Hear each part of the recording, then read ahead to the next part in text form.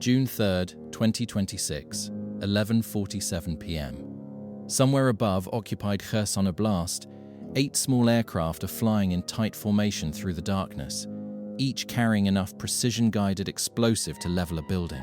Below them, buried beneath 3 meters of reinforced concrete and packed earth, 800,000 liters of aviation fuel sit in a hidden underground tank that Russian air planners believe no Ukrainian sensor has ever detected. They are wrong. They have been wrong for 11 weeks. I'm your host at Steelfront, where we analyze the battles that change wars. Tonight's story is not about tanks on a front line or infantry trading trenches under artillery fire. It's about something quieter, and in many ways more devastating. The moment Ukrainian military intelligence reached inside a Russian logistics chain, extracted a secret Russian air commander's thought was invisible, and used it to ground an entire southern offensive for 19 days. This is Operation Thermal Shadow, the GUR's most consequential HUMINT strike of the spring campaign, and the officer who never meant to change the course of the war, but did. By the time the fires were out, Russian air operations across the southern axis had been halted, not disrupted, not degraded, halted, grounded. 31 hours of continuous burning fuel that couldn't be contained, can't be replaced quickly, and can't be hidden from satellites watching every hour of every day. But the strike itself, the 2 drones that hit precisely what they needed to hit, that only happened because a signals analyst noticed someone making phone calls they shouldn't have been making. Pull back to January 2026. The southern axis has entered what Ukrainian commanders are calling a frozen operational phase. The front line in Kherson oblast hasn't moved significantly in either direction for nearly 4 months. Both sides are conserving manpower, rotating units, and stockpiling for spring. Ukrainian intelligence, the GUR, knows Russia is planning a major air campaign to support a ground offensive along the Zaporizhia axis, beginning no earlier than April, no later than June. The question isn't whether Russia is building capacity. The question is where that capacity is concentrated. Aviation fuel is the answer. Everything else in a modern air campaign, the aircraft, the crews, the maintenance cycles, the ordnance, runs on fuel. Destroy the fuel and you don't damage an air campaign. You stop it completely for weeks. The GUR's analytical directorate in Kiev had been tracking fuel logistics across occupied Kherson since October 2025, cross-referencing satellite imagery from commercial providers, intercepted railway waybills from FSB logistics channels, and reports from human sources inside the occupation administration. The picture was consistent with Russian practice. Multiple small dispersed fuel points, none individually decisive, all visible to Ukrainian ISR. What wasn't consistent was the absence of aviation-grade JP-8 equivalent fuel in any observable quantity. Helicopter and fixed-wing operations from Russian bases at Saki and Belbek in Crimea, and from the Jankoy staging area, were continuing at normal tempo. The fuel had to be somewhere. It wasn't where the satellites were looking. In late January 2026, a GUR signals exploitation team operating under electronic cover in the Kherson direction picked up an anomaly. A device registered to an unidentified individual in the Chaplynka area, a small town in occupied northern Kherson oblast, approximately 40 kilometers behind the front line, was making encrypted voice calls on a protocol that didn't match FSB standard military communication architecture. The calls were short, irregular. The encryption was commercial grade, not military. The device was a personal smartphone, not a secure military handset. This mattered because Russian military personnel in the occupation zone are formally prohibited from carrying personal smartphones. The FSB enforces this with spot inspections, and violators face significant administrative consequences at minimum. Someone was doing it anyway, repeatedly, using commercial encryption rather than military channels. That told the signals analysts something specific. This wasn't a careless soldier checking messages. The commercial encryption suggested awareness of exposure risk. The irregular call pattern suggested scheduled communication with a fixed counterpart. The location, near a known fuel transit hub at Chaplynka, suggested the counterpart might be commercial. GUR's Human Intelligence Directorate was brought in. The working hypothesis developed over the following 3 weeks through additional signals correlation and source reporting. The device user was a Russian military logistics officer involved in fuel handling operations in the Chaplynka area, and the encrypted calls connected him to a civilian black market network inside the occupation zone. The officer, they assessed, was skimming fuel allocation records, taking slightly more than authorized quantities, recording the correct amounts, and selling the difference to civilian buyers who needed fuel for generators, vehicles, and heating. This is worth pausing on. What this tells us about the Russian military system in occupied Ukraine. The corruption that defined the Russian armed forces since the Soviet era didn't disappear under wartime discipline. It adapted. Officers at every level of the logistics chain found ways to extract personal profit from the resources flowing through their hands: fuel, ammunition, equipment, medicine. The skimming was systematic, low-level, and nearly impossible to detect from above because everyone in the chain had a reason to stay quiet. The GUR had identified dozens of such schemes over the course of the war. Most were tactically irrelevant.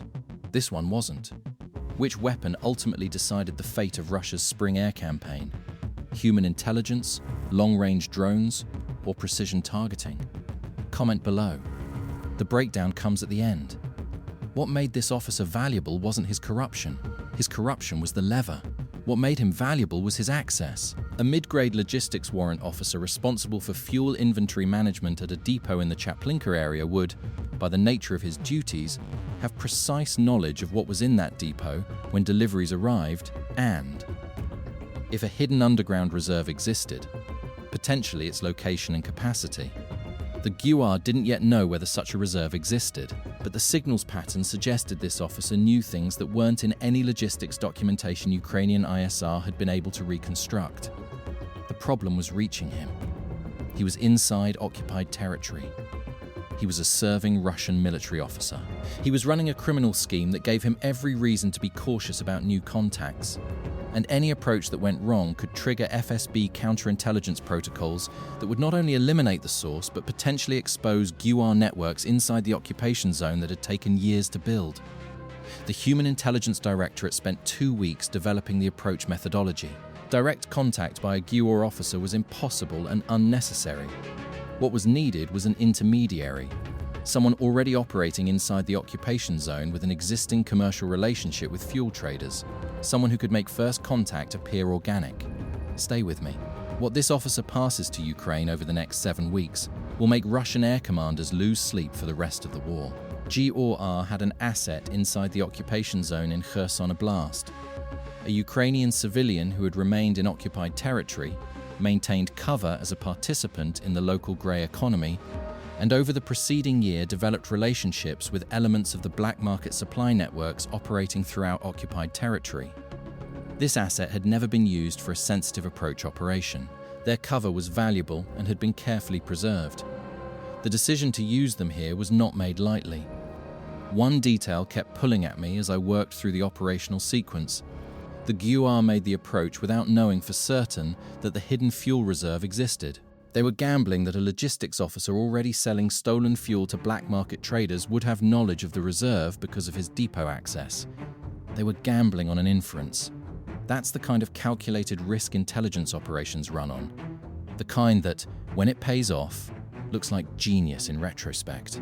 In the first week of March 2026, the asset made initial contact with the officer through the existing fuel trade network. The approach was commercial, not intelligence. The asset presented as a buyer looking for larger fuel quantities than the officer had previously been moving. The contact was designed to be indistinguishable from a routine expansion of his existing criminal enterprise. The officer didn't immediately engage. He took 4 days to respond. When he did, it was cautiously, offering a fraction of what the asset had requested at a price that reflected his assessment of new contact risk. Expected. The asset continued the commercial relationship over the following 2 weeks, building transactional trust through multiple small successful exchanges, each one normalizing the contact and reducing the officer's sense of exposure risk. By the 3rd week of March, the asset had established enough trust to escalate. What happened next wasn't a dramatic recruitment confrontation. No threats, no darkroom. What the asset communicated, carefully, indirectly, over several conversations, was that there were buyers in this network with much more significant capital. Buyers interested not just in fuel, but in information about fuel, delivery schedules, inventory levels, the kind of information valuable to commercial traders trying to anticipate supply availability. The officer understood what was being asked. He wasn't stupid. He asked for time to think. He did not say no. The GUR's assessment, relayed through the asset, was that the officer wasn't motivated by ideology or sympathy for Ukraine. He was motivated by debt. The black market fuel operation had grown beyond what he could control, and he had incurred obligations to networks inside the occupation zone he couldn't easily exit. He needed money. The amount being implied by the asset's principals was substantially larger than anything the fuel skimming had been generating. Put yourself in this officer's position for a moment. He's not a true believer in the Russian cause. He's a logistics warrant officer trying to survive a war he didn't design, in an occupation zone grinding everyone in it. He's made compromises that put him in debt to people with leverage over him. And now someone is offering him a way out of that debt, in exchange for information he already has, information that feels abstract and distant from anything he can connect to soldiers dying on a front line. For a man in that position, the moral calculus isn't simple. It isn't even clear. It's the kind of situation where people make decisions they would never have imagined making 5 years earlier. He agreed. Not enthusiastically. Not ideologically. The way a drowning man grabs whatever is in front of him. Subscribe to Steelfront if you want to understand how modern warfare actually works.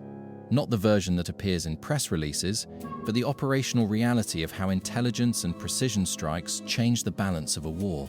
Between late March and late May 2026, the officer passed to the GUR through the asset chain, a series of information packages that, taken together, gave Ukrainian military intelligence an unprecedented picture of Russian aviation fuel logistics across the Chaplynka depot area.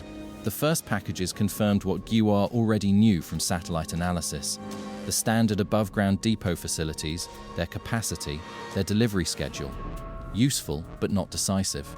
It confirmed the source's access and the reliability of the intelligence. The third package changed everything.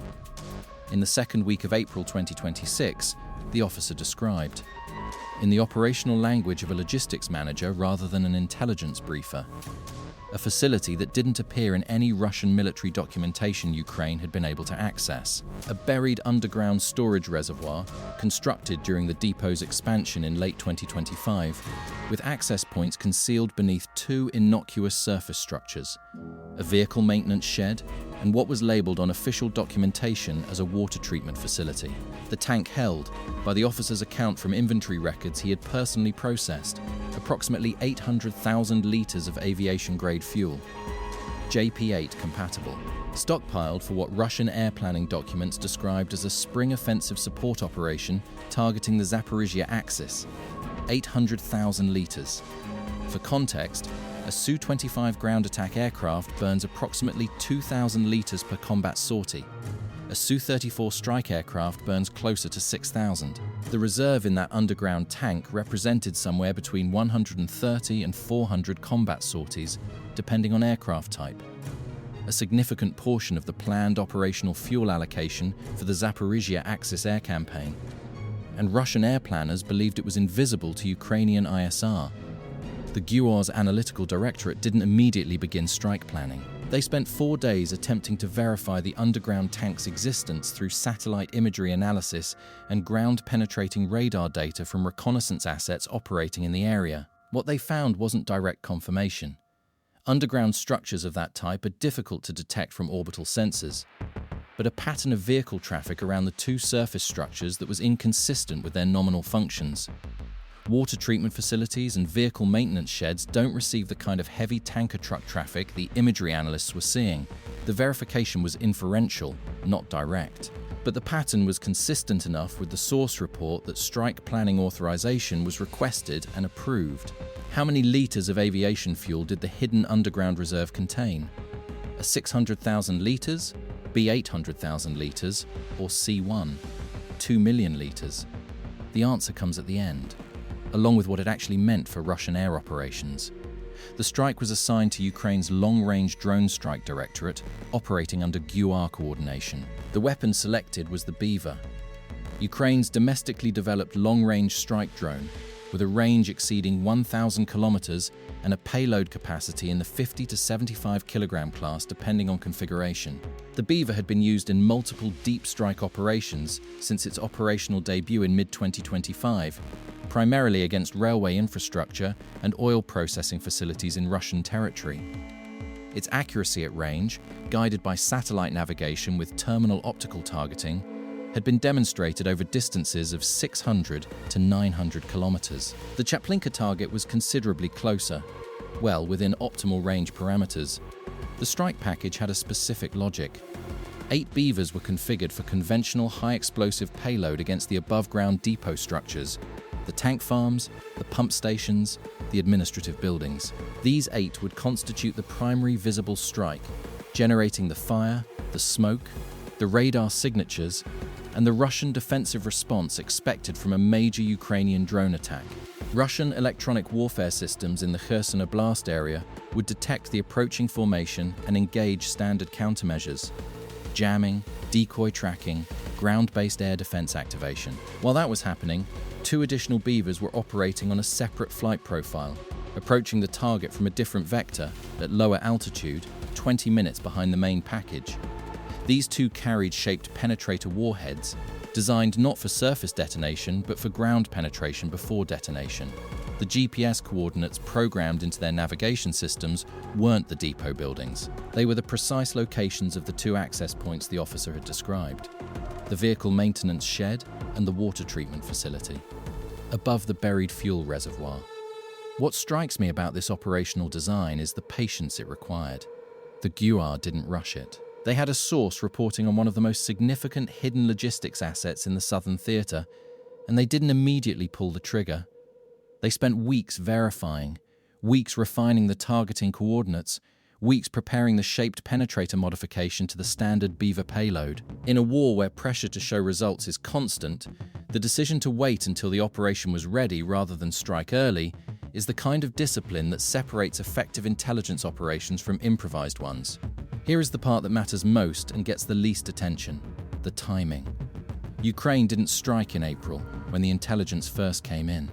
They didn't strike in May, while the fuel continued to arrive. They struck on June 3rd, deliberately chosen to be late enough in the pre-offensive preparation cycle that Russian air planners would have completed their fuel loading operations, meaning the underground reserve would be at or near maximum capacity, but early enough that the planned Zaporizhia Axis air campaign hadn't yet begun its operational tempo. The goal wasn't to disrupt Russian air operations that were already running. The goal was to prevent them from starting. June 3rd, 2026, 11:47 p.m. local time.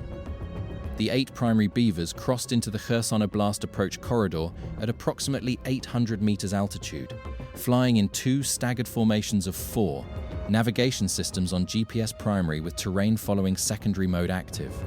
The night was clear, temperature around 14 degrees Celsius, visibility excellent. For the drone operators in their ground control station, monitoring feeds from the lead aircraft's forward optical sensors, the lights of the Chaplynka area were visible from 30 kilometers out. Russian air defense radar in the sector detected the formation at approximately 65 kilometers. Standard protocol. The Tor M2 battery covering the Chaplynka axis activated and began tracking acquisition. Electronic warfare systems in the area began emitting jamming in the frequency bands most commonly used by Ukrainian drone navigation systems. The Beavers kept coming. The Beaver's navigation architecture uses a frequency hopping approach that degrades gracefully under jamming. It loses some GPS precision but maintains flight path, integrity, and terminal guidance from its optical target matching system. At 40 kilometers from target, the formation separated into its 2 4-ship elements and began independent approach vectors. This split the Russian tracking system's engagement priorities and complicated the defensive fire solution. At 11:58 p.m., the lead element of 4 Beavers entered the engagement envelope of the Tor M2 battery. 2 missiles were launched. 1 Beaver was destroyed by a proximity detonation at approximately 28 kilometers from the target. The other 3 continued. The battery launched a 3rd missile, tracking the 2nd element. Miss. electronic jamming increased in intensity. The Russian radar operators were now managing 4 separate contacts at different ranges and approach angles, while continuing to track the second pair of Beaver formations approaching from the southwest.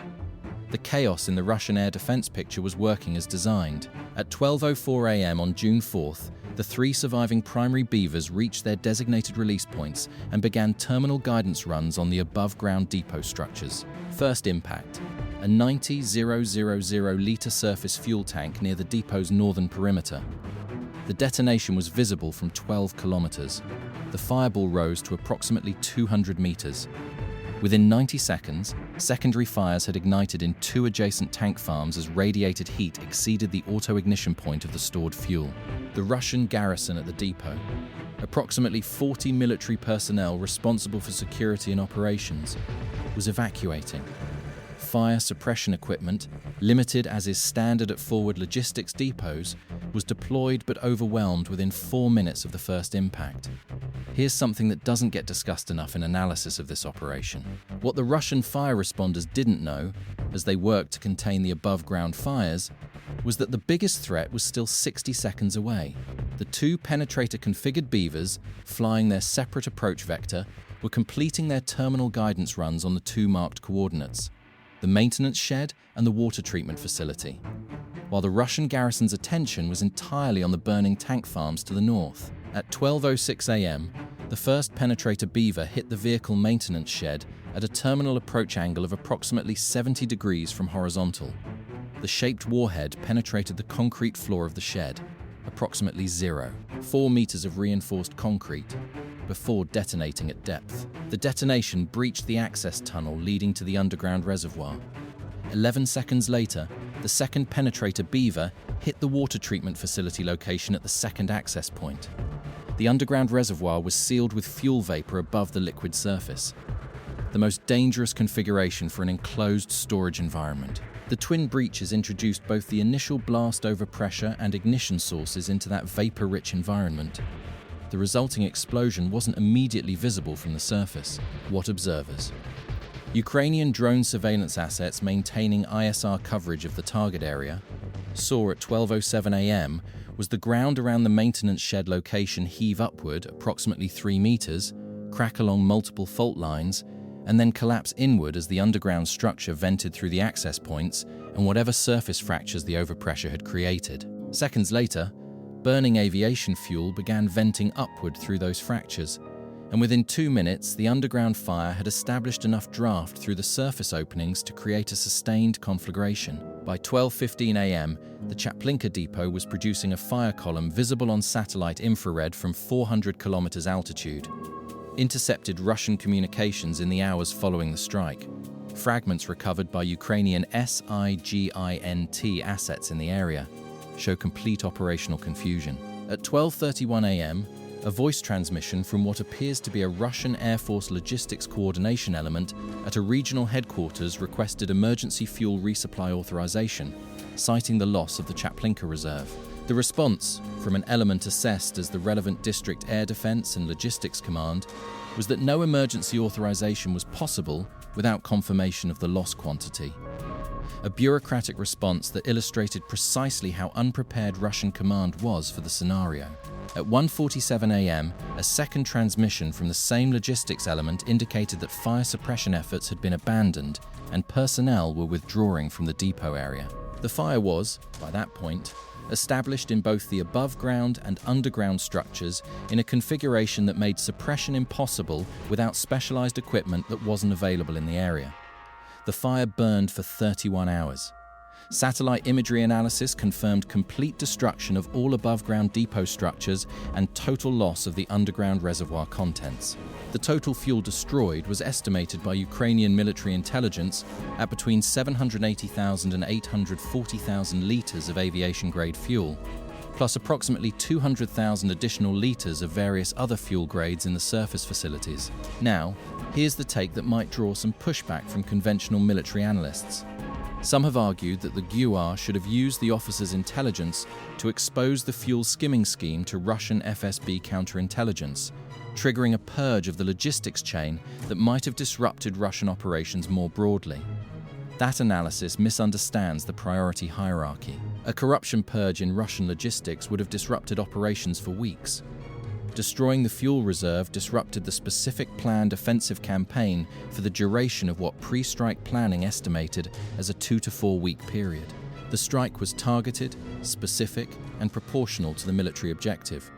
By any honest assessment, it was the right call. Russian air operations across the southern axis, specifically those associated with the planned Zaporizhia offensive support campaign, were grounded for 19 days following the strike. This assessment comes from multiple OSINT tracking organizations monitoring Russian military aviation activity, which recorded a near-complete absence of offensive air sorties from the bases associated with the Southern Axis campaign during the period June 4th through June 23rd, 2026. The air defense suppression missions, the ground attack sorties, the interdiction operations against Ukrainian logistics in the Zaporizhia direction, all of them stopped. Helicopter support operations were reduced to essential medevac and command transport functions only. Do you think the 19-day grounding of Russian air operations materially changed the outcome of the Zaporizhia ground offensive? Comment your analysis. We read all of them, and the breakdown we're seeing in the comments on operations like this one is some of the most sophisticated tactical thinking on this platform.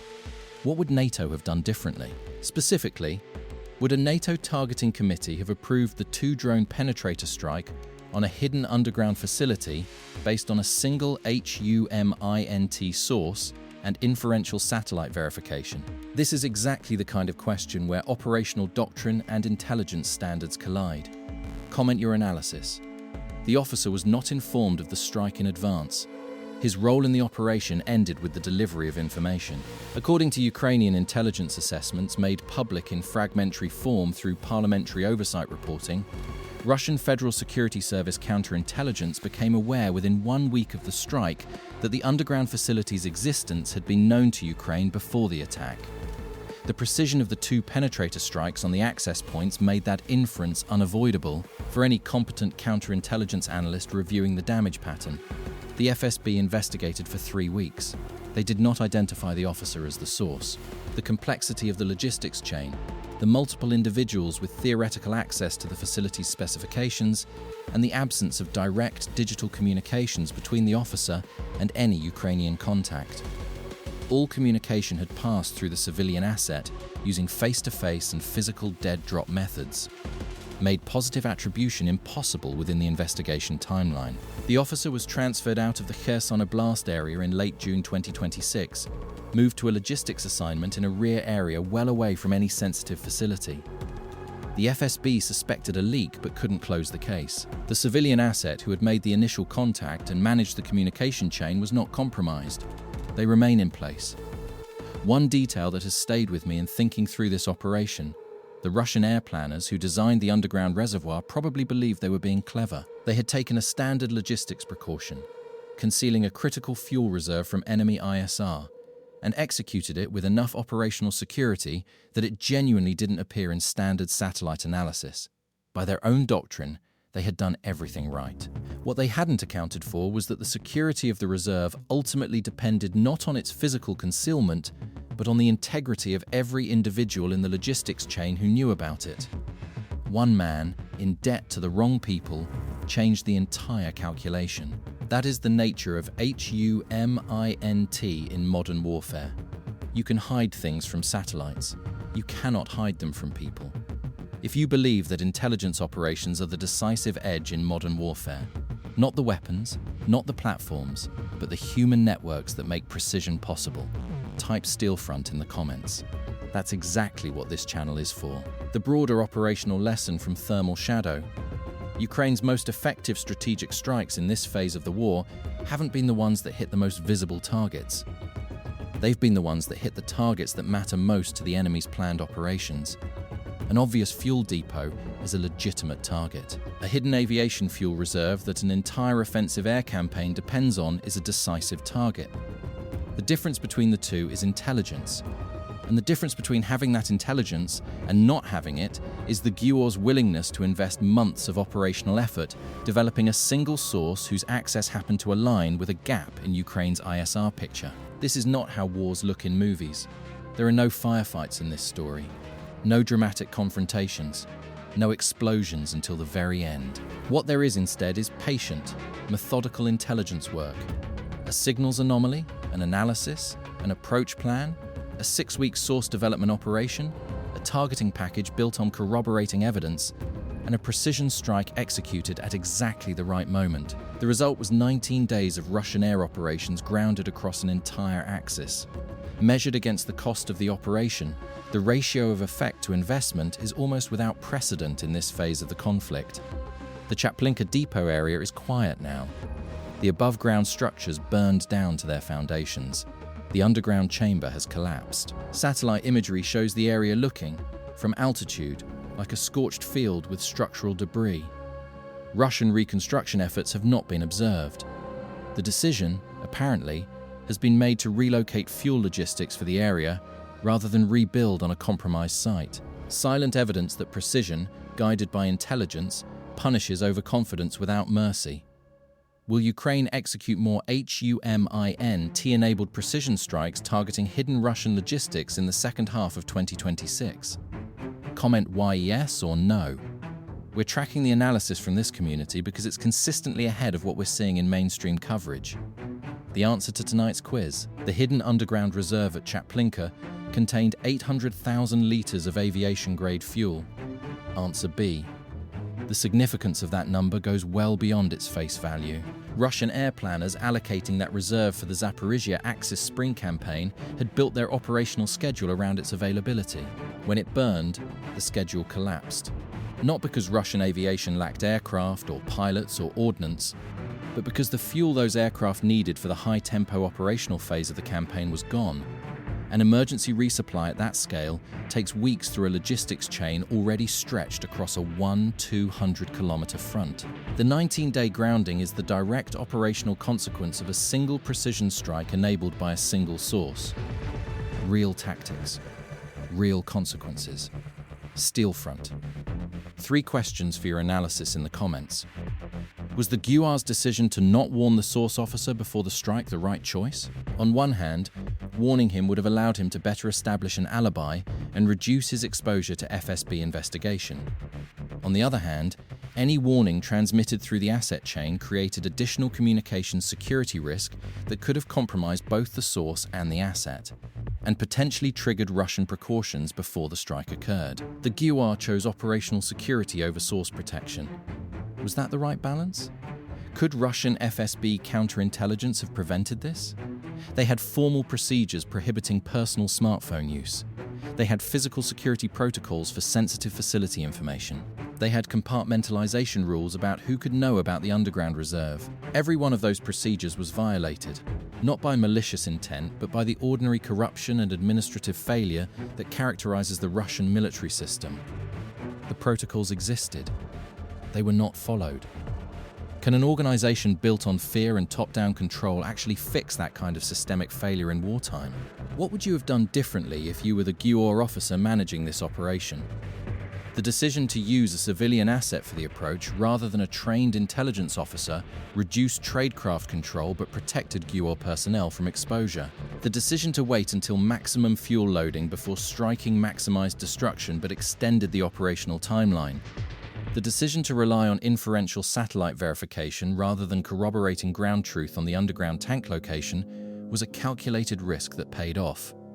Every one of those choices was contested inside the operation. Which would you have made differently? Subscribe to Steelfront, because we break down the battles that textbooks will study for decades. The fields outside Chaplynka are quiet now. The surface structures are ash and twisted metal. The underground chamber, where 800,000 litres of aviation fuel once waited for a spring offensive that never launched at full tempo, is filled with collapsed concrete and compacted earth. Russian engineers surveyed it and walked away. Some things cannot be rebuilt quickly. Some losses cannot be absorbed quietly. And some intelligence operations, the ones that find the single thread that unravels an entire operational plan, remind us that in modern warfare, the most powerful weapon is not always the one that makes the loudest explosion. It is the one that asks the right question about a phone call made at the wrong time, in the wrong place, by a man who had already made too many mistakes to say no. Stay vigilant.